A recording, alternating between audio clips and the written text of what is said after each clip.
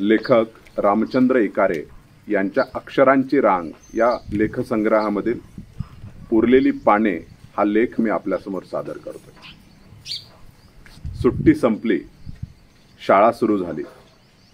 शाळा सुरू होताच मुलांची लगबग सुरू होते ती शालेय साहित्य खरेदी करण्याची। नवी पुस्तकं, नवीन वह्या, कंपास आणि या साऱ्यांना जपून ठेवणारं दप्तर हे अत्यावश्यक साहित्य। मग घराघरात भावंडाच्या बैठका झडू लागतात, साहित्याची यादी सुरू होते। मग चर्चेतून काही साहित्य कमी जास्त होतं आणि त्या यादीवर पालकांचा अंतिम हात फिरवला जातो। मग स्वारी दुकानाकडे वळते। यादी तर अंतिम झालेली असते, पण खरा गोंधळ दुकानात उडू लागतो, कारण तिथं असतात अनेक कंपन्यांच्या अनेक व्हरायटी। मग आवडीनिवडीनुसार खरेदी होते। मुलांच्या आवडीनिवडी पाहता एक खंत वाटते, ती म्हणजे या साहित्य खरेदीत त्या साहित्य वापराचा हेतू आम्ही मुलांच्या मनापर्यंत पोहोचवण्यात कमी पडतो की काय। कारण ही नव्या युगातली मुलं या साहित्याच्या बाह्यरंगावर आकर्षित होत आहेत। या साहित्याचं महत्त्व त्यांना कळायला हवं, कारण दप्तर म्हणून कापडी अथवा नायलॉन पिशवी, शबनम वापरणारे, जुन्या सवंगड्या करून निम्म्या किमतीत पुस्तके घेणारे आणि साऱ्याच अभ्यासाचा सराव एकाच पाटीवर करणारेही अनेक जण आज शास्त्रज्ञ, उद्योजक, साहित्यिक, उच्च अधिकारी झालेले लाखो उदाहरणं आपल्यासमोर आहेत।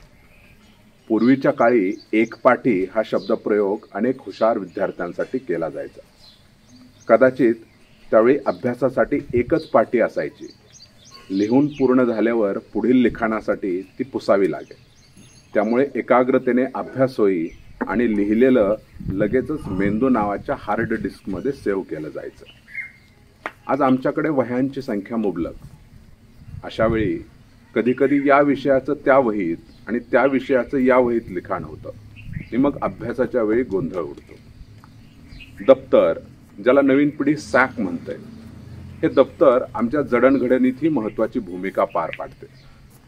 त्याचं उदाहरण म्हणजे या दप्तरातील कच्ची वही देखील आम्हाला पक्क करण्यासाठी धडपडत असते। दप्तरातील पुस्तकं संस्कार आणि ज्ञानाची पेरणी आमच्या मनात करीत असतात। या पुस्तकाचा उद्देशच आकलन आणि आचरण असतो।